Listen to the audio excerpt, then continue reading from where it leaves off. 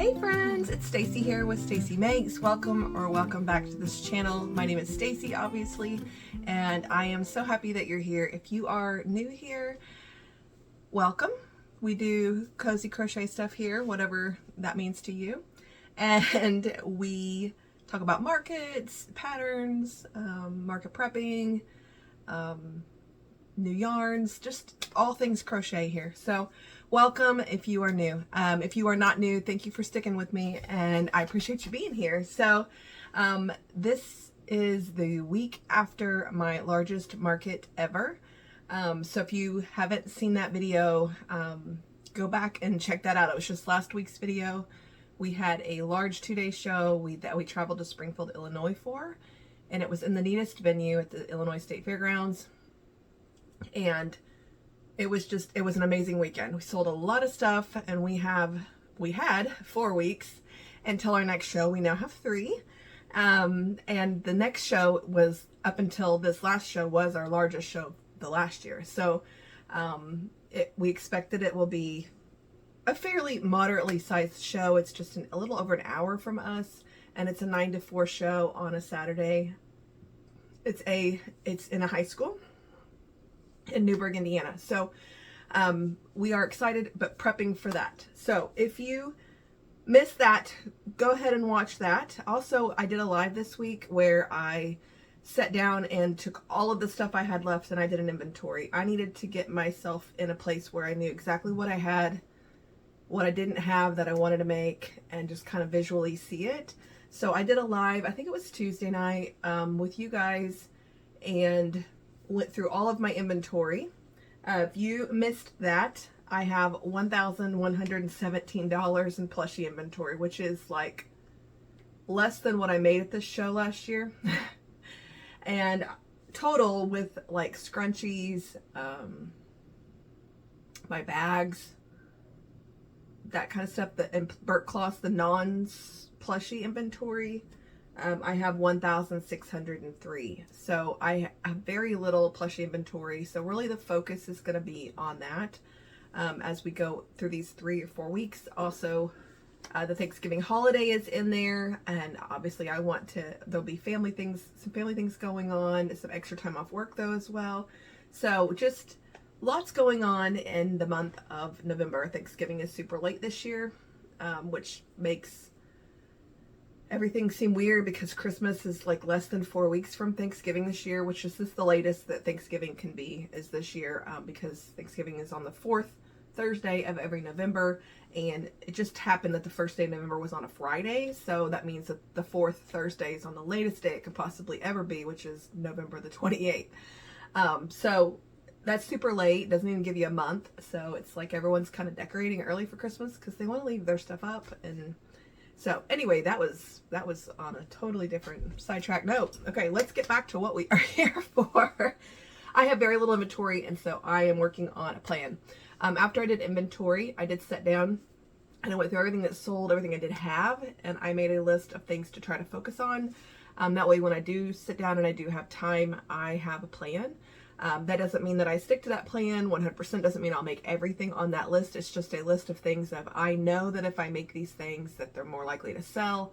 I need them, they're gonna be a good filler for the booth, things like that, so that when I do come home from work, I can be like, okay, what's on this list and what do I feel like making today? And sometimes that's nothing off of that list, but at least I have a somewhat of a plan for the next 3 or 4 weeks, and that helps me a lot, just so that I don't waste time going through all of my patterns and thinking about whether or not I sold that or not. And so that just kind of helps keep me on track.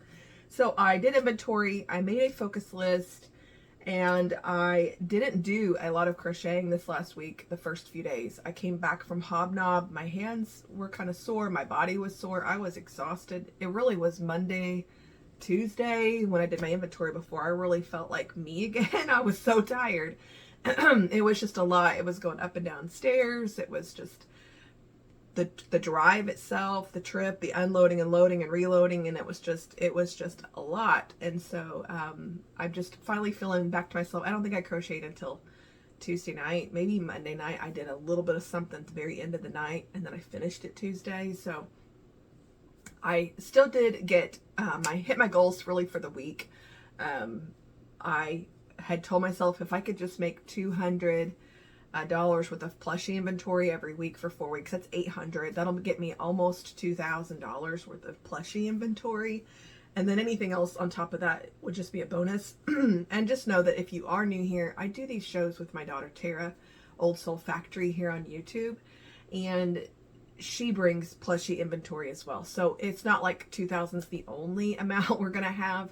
We'll have all of her inventory as well, which she's at an all-time low and at less than what she made at this show last year as well, to even in her inventory period. So I know that she's got her own plan and will be bringing her own things, which is super nice about having kind of a partner in this, is that, you know, if one of us has a slow week or, you know, we kind of help balance each other and fill the booth together, because you can only make so much, especially since we both work full time. So I have my list. I have my inventory done. I have my plan. I did say last week that I thought I would spend my lunch breaks finishing a couple of my crossbody bags, because I had sold all the corduroy ones, but I had a few that were ready to be sewn together. And so I did do that this week. I had 2 that were ready in the crossbody corduroy style. So I did add those to my inventory this week. I dropped one. Hold on. This one and this one to my inventory this week. So I did get these 2 bags done. I still have a few of the nylon belt bag ones that could be sewn together. I have more corduroy bags I could make squares for, but I think I'm just going to finish these 2. I have 4 or 5 belt bags left from the last show, I think. And then I will, excuse me, I'll just have a small handful of bags. That is not my normal jam. It's just something that I kind of added into my inventory this week, this year, just to kind of give it a little variety. So I did make those 2 crossbody bags. That's $52 worth of inventory, because I do sell them for $26 a piece. And so that's non-plushie inventory. My plan going forward on my lunch, at least for this week, is to take things that I can make keychains or small $5 or $8 items for on my lunch break and focus on those during my lunch instead of non-plushie inventory. So usually I can get 5, 6 things total in the week during my lunch breaks done, like small plushy things like keychains, because I don't have a very long lunch and I do also eat at my lunch. And so I get, you know, I'll get a few things done here and there, and usually I can get $50 to $60 worth of stuff done on my lunch break if I take my bag and I stay in for my lunch break and don't go out. So 2 crossbody bags at $52. Obviously that's non-plushie inventory. And let's move on to the other things that I did. I did try one brand new pattern this week. Something else that I wanted to do was to kind of do something that I had been wanting to do, but I just didn't focus on during my market prep for that huge show, because I wasn't sure if I'd like the pattern, how long it would take me. New patterns always take me longer. I didn't know, you know, if they would sell or so on. So I do have a ton of patterns that are new to me. Tons of patterns that I have never used. I'm not just a yarn hoarder, I am a pattern hoarder. But anyway, so I did try one new pattern this week that I had bought months ago from AQ Crochets, and that is this adorable giraffe. I had a giraffe on my list anyway, because I have a pattern similar to this one with the 4 legs standing like this from Yuval's Crochet, maybe Yuval's something. But I wanted to try this style because I have a couple other of AQ Crochet's patterns that I enjoy. So I'll just give you a kind of a highlight of this pattern while I have it. It's the only thing, yes, it's the only thing I have that is new this week. So this style of pattern, you make all 4 of these legs, you fasten off 3 of them, and on the 4th one, you join them all together and you start working your way up. And you take your tails, and on this particular pattern, you go in and you just sew the gaps closed. And then you work your way up, you work your way in, and then this is all one piece, but the head is separate. On this particular pattern, the head is sewn onto the neck shaft. And so that, I mean, it's just, I don't mind a little bit of sewing when it's necessary, like my sitting animal patterns are this way. The head is made from the front to the back because it's easier to make a shape when you're working from front to the back of a head, in my opinion, than it is to work from the bottom up to the top. So to try to get this skinny yet protruding nose shape working from the bottom up is not easy to do. So I can appreciate a pattern that makes it a low sew because it needs to be, so that it looks like what it's supposed to. But anyway, so this is Bernat Blanket's Buttercup, and Sienna is brown, and this is actually a Premier Basics chenille and mushroom, I think.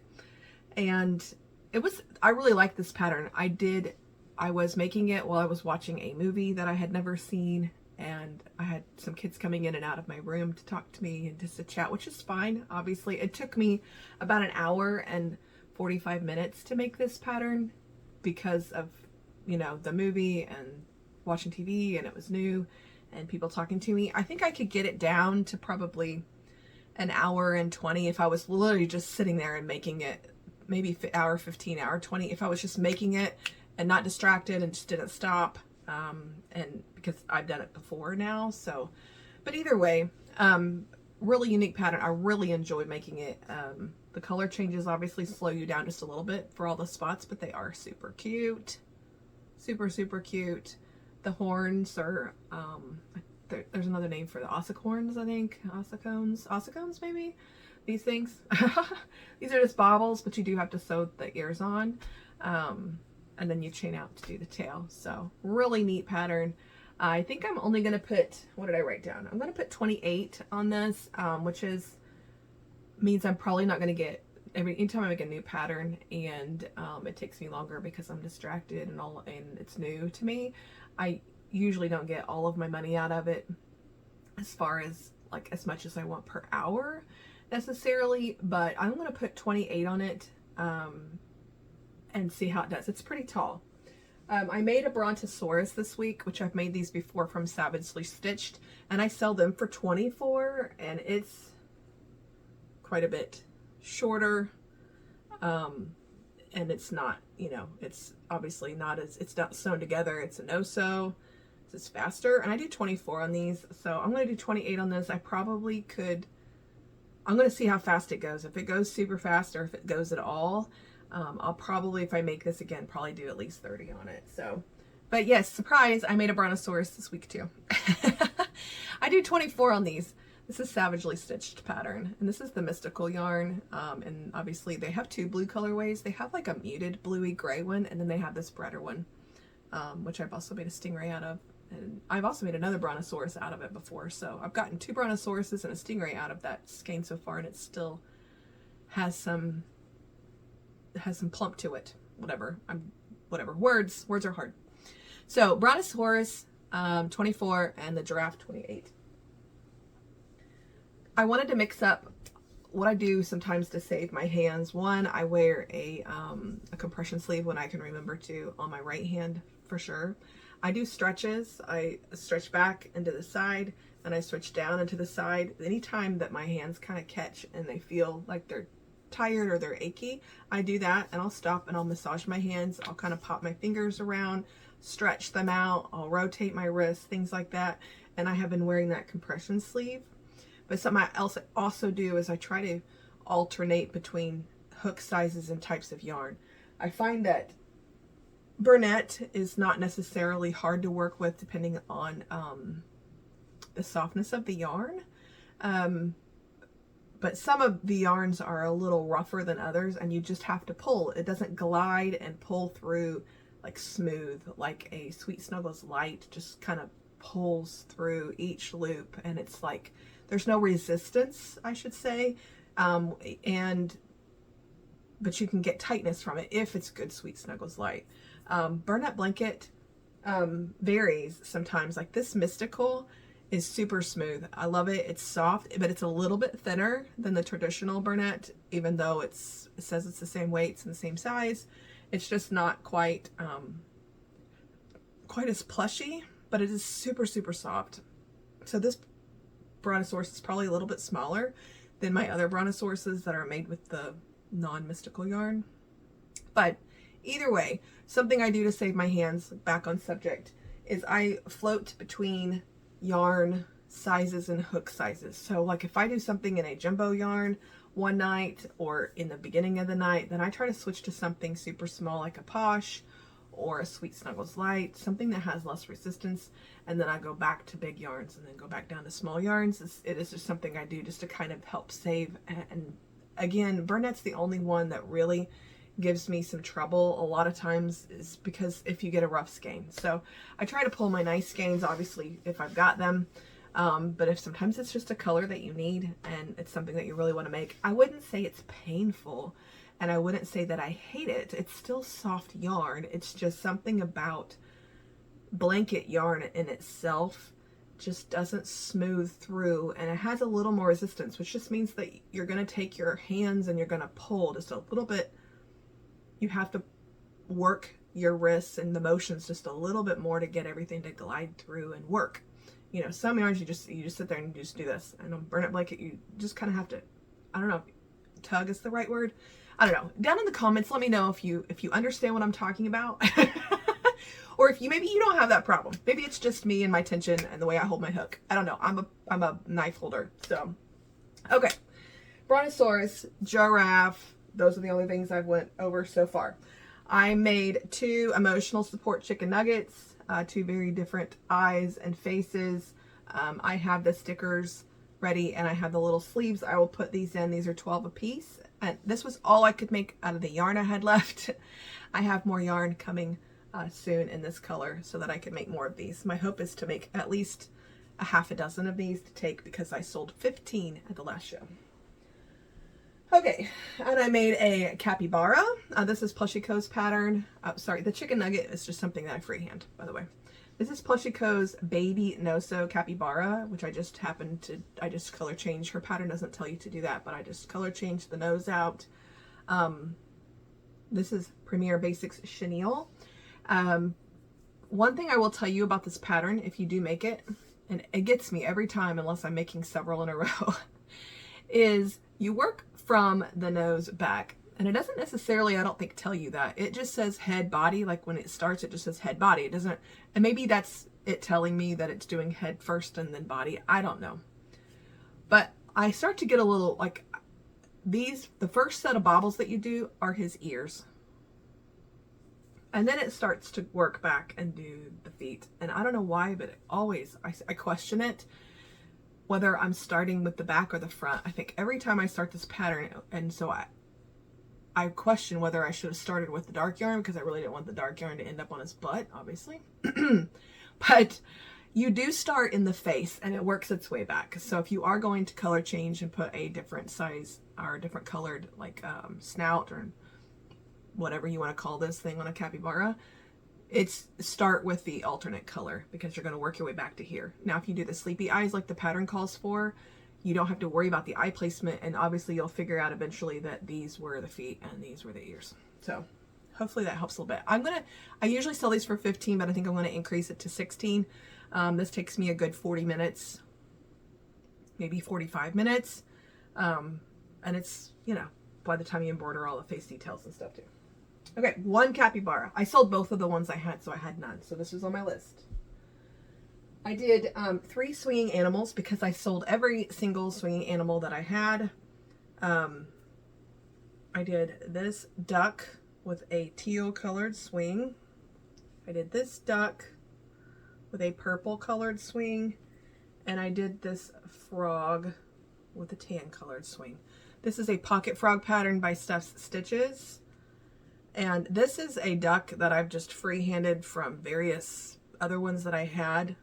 It's not difficult at all. I just was trying to do something a little faster than Dax the Duck. I love Alyssa from Endless Yarns Dax the Duck pattern. It makes a taller, kind of skinnier duck that kind of has a booty that kind of hangs out, which is really, really cute. But I wanted to keep the price range at 10 this time. And I felt like I could probably make more of these small ones since I'm completely out of inventory. I was trying to go for the fastest swinging animals that I could possibly make. So I made 3 of these. I sell them for 10 a piece. So this is $30 worth of inventory. I did make 1 baby turtle. This is lmsart.co's pattern on Instagram. It's free. These baby turtles take me less than 30 minutes. You do make the head and then you attach it into the round. This green yarn though by Premier Basics Chenille, I don't know why, but it is like rougher than all the other Premier Basics Chenille yarn. Like, and it really gave me a time. Like I had it all set to make a whole bunch of heads and do a whole bunch of these one night. And I made this one head and I thought, nope, I cannot sit here. It was rough. It was hard to pull through. And so I switched over. I did this one and then I switched it all out. And I think all this green color that I have that's in my stash is rough like that. So I don't know what I'm going to do with it, but definitely not make this. So anyway, baby turtles, I do $8. I sold every single one of these as well. So I'm hoping to make at least 3 or 4 of these to put in the $8 bin. Okay. I made 2 keychains this week. A stingray. I wrote down the keychain types that I like. I don't have any stingrays left. This is like, if you look up from the top, it's a stingray. And this is a jellyfish. Posh yarn. This is, it's a French name. It's a free Instagram pattern. Chef du Coton. I don't know. I don't know how to say it. I have no French training whatsoever, obviously. But I will have it linked down below so that you have a link to her Instagram. But I just made it in Posh, put a keychain on it. This is handmade by Hanek, I believe. And this is her little jellyfish. I think she has you doing 6 things on the bottom. I just do 4. Find that it's more than enough. And these are super fast. And I sell these for $6 a piece. I made another rubber duck. Rubber ducks are on my list because I had 9. I sold 8 of the 9 at the last show. If you know me, I don't love to sit and just do the same thing over and over and over and over and over again. But I will make a duck here and there and hopefully have 6 or 4 to 6 before the next show at least. I have only one left and it's green. So I wanted to make a couple traditional ones in yellow. And then I'd like to make at least one pink one. And I've got blue and other colors obviously I could use as well. But I used a little bit smaller eye on this one than I normally do. This is an 18mm eye. That was actually one of the hand painted eyes that I got from the retreat. I think Danielle hand painted these actually. I got these in the eye exchange. I usually use a 23mm eye on these, so he'll have just a little bit smaller eye. But super cute. This is Nook's, or Nana's Hook Nook keychain pattern, but I do it in jumbo yarn and it's less than 30 minutes. Super fast. The only problem is like jumbo yarn, if I sit and I do it too long, this one's not, it's not bad. But I have to switch back to smaller yarn. Okay, and the last thing I did this week, got fuzzies on my nose. Besides a tester call I'm working on that I can't show you yet and it's not done, but it's a tester call for Stitches by Patty that I'm super excited about. I have the head done and I get to work on the rest of the body. But I'm going to take my time because it's Burnett yarn and I'm going to kind of just get the pieces in where I can. I have to have it done by Thursday, I believe. So I'll have it done in a couple days. This beauty. Oh my gosh. I hadn't made a jumbo Fred the Turtle in a long time. And I love this pattern by CJ Design. It is free. I think she has it on a blog somewhere. She has a YouTube video tutorial for it. Let me go over, before I say go make her pattern and it's going to turn out just like this, let me tell you how I've changed it. That way you know if you make it and it doesn't turn out to look like this, that I have changed it slightly. I make the head just like she makes the head, except for I go ahead and single crochet to the side of the head and I close it with 4 single crochets.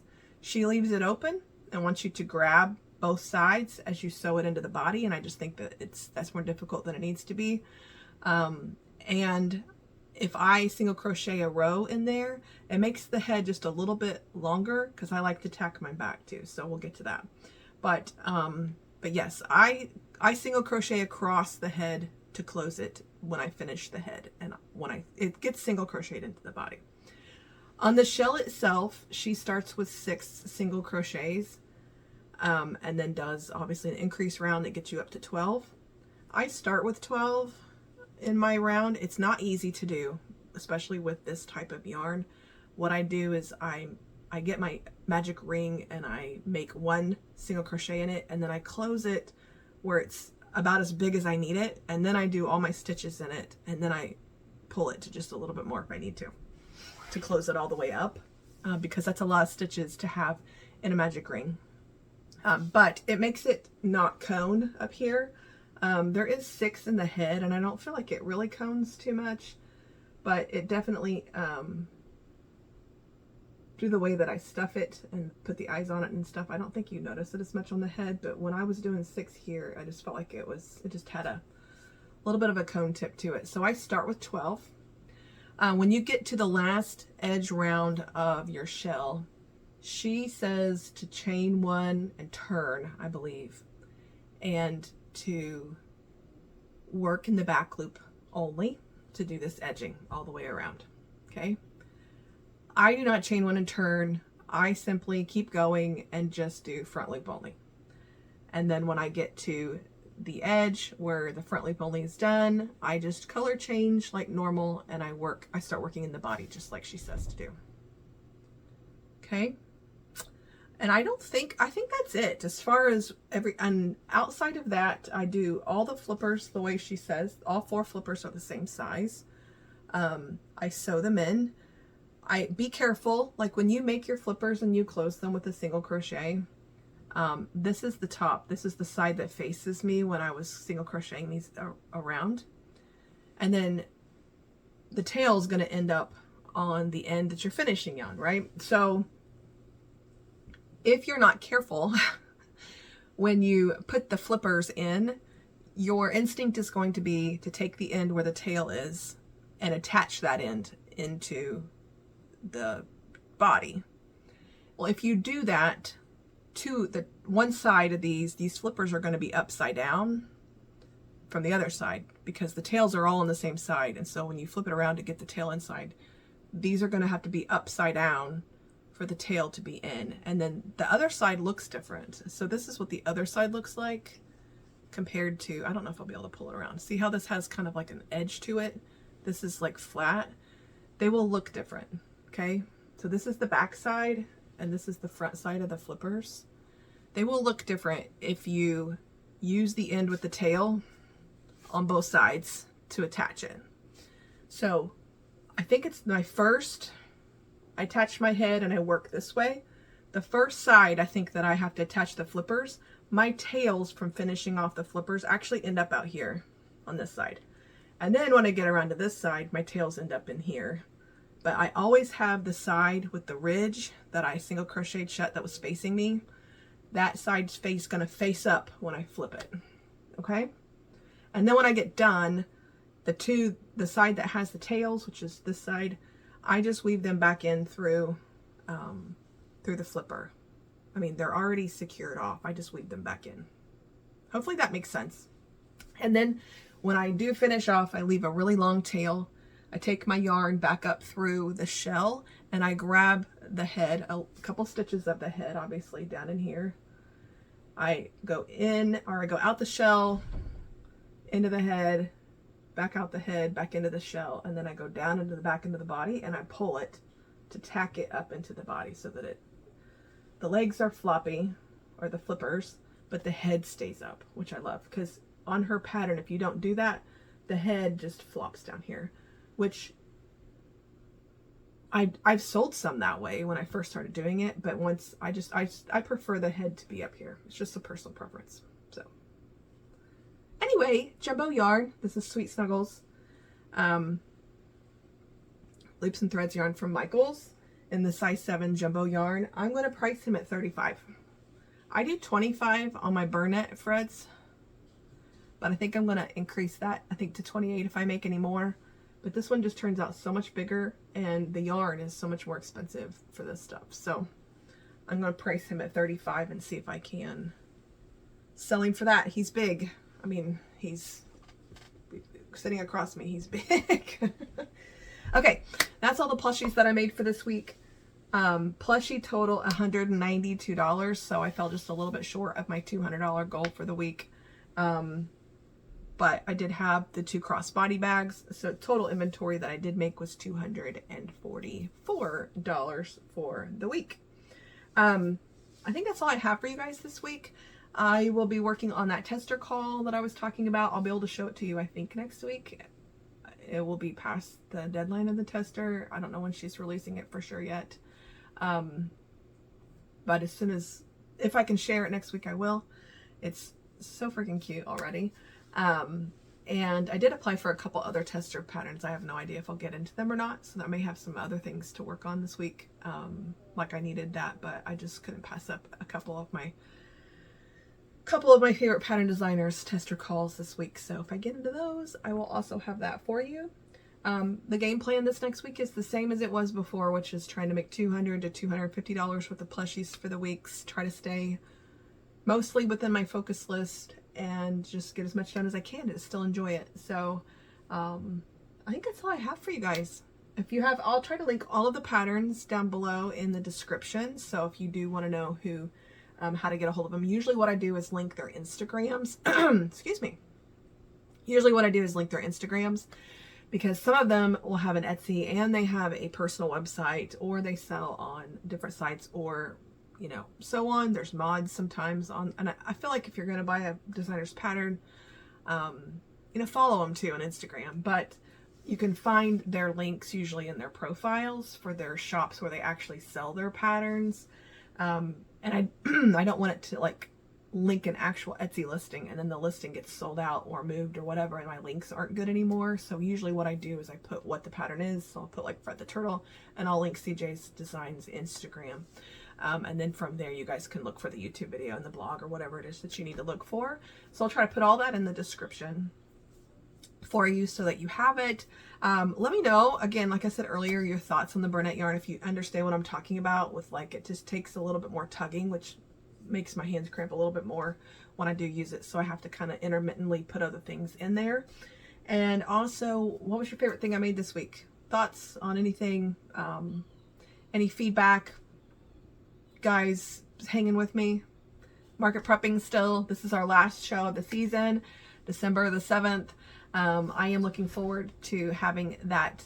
I'm looking forward to that show for sure. It was our biggest one last year, but I'm also looking forward to a break, and I'm looking forward to a spring full of pattern designing and just prepping anything and everything that I want for the next season, and applying for things for the next season as well. So we will talk to you guys later. Have a great week, guys. If you have questions, pop them down below. Oh, one more thing. The Crochet Retreat information is released in my community tab of my channel. There is a link to the Google registration form. I'll try to put it down in the description below if I remember. It is almost full already. It is in Frankfort, Kentucky this year. Originally, if you saw my original post, it was Richmond, Kentucky. I did have to move to a different venue due to some layout issues and things with the house. So it is in Frankfort, Kentucky, which actually is a little bit closer to me than Richmond is. So I'm kind of excited about that. Same dates though, and pretty much the same pricing, but the bed situation changed because obviously it's a different house with different setups and layouts and things for the house itself. So, but it is almost full. So if you have been thinking about applying, feel free to go ahead and fill out the registration form. I have not contacted anybody yet to confirm registration. I am working out a few details for those who have already applied, but I didn't have the rooms that they asked for to see if they want to fill in a different spot before I know whether or not, or what I have left. But just know that you're more likely to get a non-private twin or a non-private queen than you are anything else at this point. I think twins may be the only thing I have left actually right now, and just a few of them. But obviously if I can't get to you on the registration form, I will switch it over to a waitlist form. And you guys could, I mean, you can keep applying. I'll put a note at the top that it's full when it's full. And then if you guys fill out the form, what happened last time when we had 3 or 4 people, you know, a couple months before, that ended up backing out, and we were able to fill it with people that were on the wait list. So there's a possibility, and all you owe at the beginning is $100 deposit, and then the balance will be due in February. The actual retreat is in March the 12th through the 16th. It's a Wednesday through a Sunday this time. It is an extra day. and around the same cost actually as the last retreat. I was able to keep the cost the same, but we have a few more people coming, which helped cover that extra day. So it'll be a little bit bigger than last time as far as the number of people there. Most of the girls from the last one did apply to come back, and I'm so excited, but I'm also excited to meet some new people and to have some new people join us and for the fun. So anyway, the retreat link below or on my community tab if you don't see it below. So that's the other thing I was up to this week that took me some of my time away from my crochet stuff, is I wanted to get that done before it got too late and that people could plan and pay their deposits before it got too close to Christmas. So, okay, that's all I have for you guys. Have a great week. Let me know if you have any questions, comments below. Like and subscribe if you love this kind of stuff. You know, do that thing. And have a great week again, and happy crocheting, guys. We will see you. Bye.